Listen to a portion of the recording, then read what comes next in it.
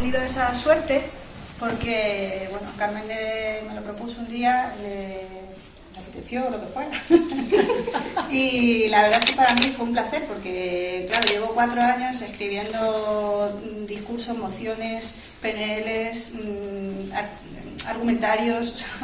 Llevo 4 años escribiendo en ese registro y la verdad es que aunque haya sido una cosa cortita, pequeñita y demás, pues escribir algo más literario, más artístico, además describiendo un tesoro como es el libro de Carmen, pues la verdad es que fue una auténtica gozada, así que por la que yo siempre le doy las gracias en estos actos, porque, bueno, pues porque para mí ha sido un paréntesis, un pequeño oasis en este mundo y ha sido una gozada. Cuando yo me planteo cómo hacer el prólogo, hoy las voy a prologar a una protagonista, una de las protagonistas, que hay otra también aquí en el público, ¿no? Y también un compañero. Y a la propia autora, pues cuando yo me propongo hacer este prólogo, lo que intento es pues contar describir lo que uno se va a encontrar, lo que el lector o lectora se va a encontrar a continuación, sin hacer spoiler o haciendo los menos spoilers posibles, ¿no? Entonces en ese hacer, lo que yo me parecía más interesante era ver la manera de analizar y de plasmar lo que Carmen quería en esas historias, ¿no? Carmen es fotógrafa, además de periodista y escritora y no sé cuántas cosas más, es fotógrafa, pero sobre todo es fotógrafa. Y esto se nota mucho en los relatos, porque si decimos si una foto es una película, lo que un relato a una novela, ¿no? Bueno, pues capta perfectamente instantes de periodos de vida, o incluso a veces son instantes muy pequeños, a veces son vidas completas rematadas en una sola foto, ¿no? Y en un relato te cuenta toda la historia de alguien y cómo, con una profundidad brutal y además, bueno, pues con arte, con literatura. No te va a contar una descripción de una serie de hechos, sino que te cuenta esos hechos, pero te los cuenta además con precisión fotográfica y con literatura, ¿no? Y con una belleza que a mí me tiene cautivada. Y ese es el cómo lo hace. Luego, ¿cómo estructura esas historias que cuenta? Pues las estructura en 3 partes. En una parte de mujeres, que es como la continuación del libro anterior, que es este que tengo yo aquí de rojas, que son mujeres de la lucha, son luchas de las mujeres de la lucha antifranquista, y comienzan las rojas con varias historias de estas mujeres. El otro día tuvimos la suerte de conocer a una de ellas que, bueno, a mí todavía me tiene alucinada, porque Anita Sirgo, una luchadora de la cuenca minera de Langreo, ¿no? Y, bueno, una mujer con 89 años que tiene una energía todavía que te desborda, que estaba allí en el acto dándole la bronca a la gente porque había venido poca, o sea, bueno, una cosa espectacular, ¿no? Y que sigue manteniendo esa lucha al día y al minuto, ¿no? Y lo de cómo hacer las mujeres todas juntas, lo decía en asturiano, era muy graciosa, pero bueno, una maravilla. Y encima, pues ya para rematar esto que os estoy contando, encima tengo la suerte de conocer a algunas personas así, ¿no? Con lo cual, bueno, pues yo estoy tan feliz. Y luego, primero cuenta las rojas, luego las violetas y luego las espartanas. Las violetas son historias de violencias que sufrimos las mujeres habitualmente y que están tan escondidas que no se ven habitualmente, que son completamente invisibles, ¿no? Es lo invisible de lo invisible. Algunas, particularmente las violencias a mujeres con diversidad, porque son cosas que ni siquiera nos identificamos o empatizamos con ellas, porque son tan invisibles para nosotros y para nosotras que no las vemos, ¿no? Y es muy importante por eso que alguien las cuente. Y en tercer lugar, las espartanas, que bueno, ahí como se van, como tengo aquí espartana, que ya se extenderá en esa parte, pues es un poco la conexión de las luchas de las mujeres antifranquistas, cómo se plantean alternativas y cómo la perspectiva de las mujeres, que habitualmente no se cuenta, ha planteado a lo largo de la historia alternativas y cómo las sigue planteando a día de hoy cuando se sigue invisibilizando pues esa perspectiva concreta, lo cual de las mujeres, que hace que que perdamos riqueza en general, ¿no? Hace poco había un comité de comisiones completo formado por mujeres en industria, sí, y ha conseguido el mejor convenio de industria prácticamente de la historia, ¿no? Pero vamos, de los últimos 40 años. Y era un comité completo de mujeres, y eso lo que hace es que ha puesto perspectivas nuevas, perspectivas diferentes y perspectivas con las que, como nos dedicamos a invisibilizarlos, pues luego no contamos y perdemos esa riqueza, ¿no? Y es una pena porque además nos hace y nos va a hacer mucha falta esos ángulos que normalmente nos perdemos. Decía Pedro, le llamo Vigil normalmente, entonces lo de Pedro me cuesta. Decía Pedro que había dicho Carmen que la historia la escriben los hombres y que ya era hora de que la escribiéramos las mujeres. Y esto es muy, muy importante, porque otra de las cosas que hace este libro es poner memoria, es hablar de memoria, y es hablar de feminismo, y es hablar de memoria con perspectiva feminista. Y efectivamente, si no lo cuentan las mujeres, esto se pierde, y esta riqueza se pierde. Y perdemos una herramienta fundamental, aparte de que es injusto y es dañino, perdemos una herramienta fundamental para el colectivo. Y esto estamos en unos tiempos en que lamentablemente no nos podemos permitir prescindir de ningún ángulo. ¿Cómo se ha hecho? A ver, porque nos entendamos con lo importante, el volumen de la importancia que tiene el que no se cuenten estas historias. A veces parece que rescatamos pequeñas cosas que pasaron, parecen casi anecdóticas incluso, ¿no?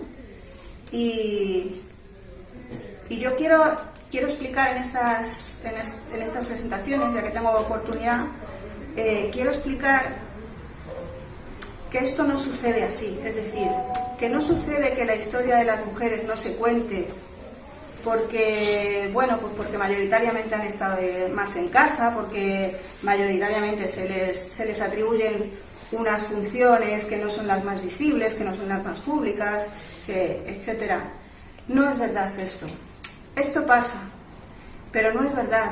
Las mujeres han estado siempre a lo largo de toda la historia en todos los aspectos públicos y no públicos de la vida. Y han hecho cosas en todos los aspectos públicos y no públicos de la vida. Y han puesto esas alternativas que nos perdemos en todos los aspectos públicos y no públicos de la vida. Y la sociedad, hombres y mujeres, los hemos invisibilizado. Los hemos invisibilizado incluso sin darnos cuenta. La dinámica del patriarcado hace que esto se produzca de por sí. Hace que se produzca socialmente de una forma, iba a decir inconsciente, pero lo que quiero decir es inconsciente colectivamente, que no es exactamente lo mismo. Hace que incluso el subconsciente colectivo lo borre. Y esto ya es curioso, pero pasa. Y os pongo ejemplos. Bueno, ejemplos en la lucha obrera hay a miles, ¿no? Afortunadamente hay gente que se está dedicando a rescatarlos y a sacarlos continuamente, ¿no? Como Carmen. Pero hay a miles. Por poner uno cercano, la primera huelga de producción al uso, tal y como la conocemos a día de hoy, la efectúan mujeres. La efectúa una fábrica de cerillas de mujeres en el este de Londres. Sin embargo, la historia atribuye la primera huelga de producción que conocemos a la que se produce un año después por los estibadores del mismo oeste de Londres, del mismo puerto, que lo que habían hecho era copiar lo que habían hecho las mujeres el año anterior. Y sin embargo es atribuida a ellos. Esto sucede de forma continua. Si tenemos aquí, se lo estaba comentando a Pedro antes, que me sorprendía un poco que las mujeres se habían quedado ahí atrás. Y justo todo eso está lleno de hombres, ¿no? Pero bueno, luego lo hablamos eso. Porque están como las sillas de más cómodas. Vosotros donde os dé la gana. Donde queráis. El mundo vuestro. Claro. Bueno, yo le decía, porque aunque estéis ahí atrás, os voy a preguntar, y luego lo comentamos si queréis, ¿cuántas veces a lo largo de vuestra vida, o al menos alguna vez a lo largo de vuestra vida que os acordéis, seguro que tenéis alguna, incluso reciente, que ponéis en vuestro trabajo, en vuestra vida cotidiana, en lo que estéis haciendo, ponéis una perspectiva de algo, ponéis una idea nueva, ponéis una alternativa que no se le había ocurrido a nadie? Y al cabo del tiempo, esto es atribuido a cualquier compañero que esté cerca. Y se hace de una forma tan inconsciente y tan natural que al final hasta tú dudas de, joder, pues... Sí, yo creo que lo dije. Yo juraría que había sido yo, pero claro, pero incluso se te va, ¿no? Hasta que no te pasa un reiterado número de veces, o hasta que alguna compañera te diga ya, sí, no, si a mí también te acuerdas de...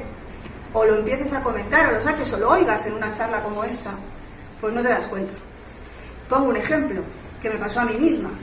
Cuando estábamos en la ejecutiva yo estaba en la ejecutiva de bomberos de comisiones obreras y estábamos en un conflicto muy duro, muy largo, que duró 2 años y no había manera el PP estaba con mucho poder en aquel momento, era el PP de Granados, y, vamos, nos mandó a tomar por culo literalmente, incluso a los bomberos, y tenía mucho poder y no había ahí manera de doblarles el brazo, ¿no? Además lo hacían de una forma muy despectiva y sabían que tenías poco que hacer, a pesar de que las protestas de bomberos siempre les hacen daño, ¿no? Por la imagen que tienen ante la sociedad, etcétera, ¿no? Porque la sociedad se solidariza fácilmente y demás, pero a pesar de ello eran de rollo, haz lo que quieras, que te va a dar igual, ¿no? En ese plan. Y no había manera de romperles el cerco, y a las mujeres que estábamos en la central de coordinación, me pasó a mí, pero podía haber sido a cualquiera de las otras, hablando de poner perspectivas diferentes en esa lucha y en esa forma de presionar, se nos ocurrió que en aquel centro, que es un centro donde se reciben habitualmente a los mandatarios extranjeros, es un sitio que le da mucha publicidad, incluso que tiene un cristal que es como una pecera desde donde se observa a la gente trabajar, ¿no? Ahí viene pues desde el mandatario de China hasta, bueno, por ahí ha pasado todo el mundo, Merkel incluida, que pues estoy haciendo memoria y me acuerdo, ¿no? Y se te quedan ahí mirando en la pecera cómo trabajas y demás, ¿no? Que mientras, pues a veces hay momentos en los que aquello es un bullicio porque hay, no sé, pues un incendio o que sea y el bullicio es muy grande y la gente está allí mirando cómo trabajas, ¿no? Pues se nos ocurrió que era un punto débil del Partido Popular esa imagen que daban de esa central de coordinación. Y se nos ocurrió que cómo le empezamos a dar vueltas, cómo le dábamos en ese punto débil de imagen al Partido Popular. Y bueno, pues nosotras que no sabemos el reglamento de memoria, sabemos que el reglamento dice que si llevas el pelo largo te lo tienes que recoger, que no puedes llevar pendientes porque se queman, que bueno, que tienes que estar aseado, en fin, una serie de cosas que hay en el reglamento. Pero sabemos que el reglamento no dice nada de qué color llevas tú el pelo. Total, va debajo del casco, tampoco lo ve nadie, ¿no? No se le ocurrió a nadie tal cosa. Y entonces nos ocurrió ponernos el pelo de colores estridentes y fastidiarles la famosa imagen. No solo con el pelo, sino con la cara. También nos maquillamos, bueno, pues íbamos con el pelo a lo mejor azul cielo y la boca así, de este tamaño, morada, ¿no? Y claro, pues ya enseñarles a los mandatarios extranjeros no tenía tanta gracia. Y empezamos a fastidiarles las visitas de los mandatarios extranjeros. Y ya empezaron a decir, pues lo mismo tenemos que hablar, ¿no? Y ahí eso supuso un punto de inflexión para el conflicto, que no se solucionó ahí, pero supuso un punto de inflexión importante, que al cabo de no mucho tiempo, 1 mes, 2 meses, la central de coordinación habrá más o menos un 90-10 de proporción de mujeres-hombres. Es decir, por cierto, ya que estamos, quien gestiona, dirige, controla todo el operativo del cuerpo de bomberos de todos los días de la Comunidad de Madrid son mujeres, cosa que tampoco se sabe en ningún sitio, pero eso es así. Bueno, pues son un 90-10 aproximadamente. Bueno, pues al poco tiempo, al mes o poco tiempo, uno de esos 10, del 10%, que de hecho en aquella reunión solo estaba ese, fue el que se atribuyó, y se le atribuyó por el propio grupo incluso, el haber sido el ideólogo de lo de las pelucas. Claro, esto era muy descarado, porque además había más mujeres allí, y yo mira, claro, me entró duda, y empecé a preguntar a las demás, y al final, pues es que esto es lo habitual, y es lo que pasa normalmente, y pasa sin que siquiera te des cuenta. Ese día era muy descarado porque solo había un hombre, pero si hay 2 o 3, ya incluso nosotras decimos, pues sería él, y ya está. Bueno, pues esto pasa individualmente, pasa socialmente, pasa colectivamente, y pasa a lo largo de la historia. Y pasa continuamente. Cuando uno coge, hace poco me pasó que cogí el trivial de mujeres, el trivial feminista, y es realmente impresionante la cantidad de cosas que han hecho, que hemos hecho las mujeres y que no sabemos. Es increíble, de verdad os lo recomiendo que le echéis un vistazo porque es realmente increíble. Así que esta función de memoria con perspectiva feminista es realmente importante y es otra de las cosas que hace este libro fantástico de Carmen. Así que por lo que hay que felicitarla, y ya os paso a la protagonista espartana para que remate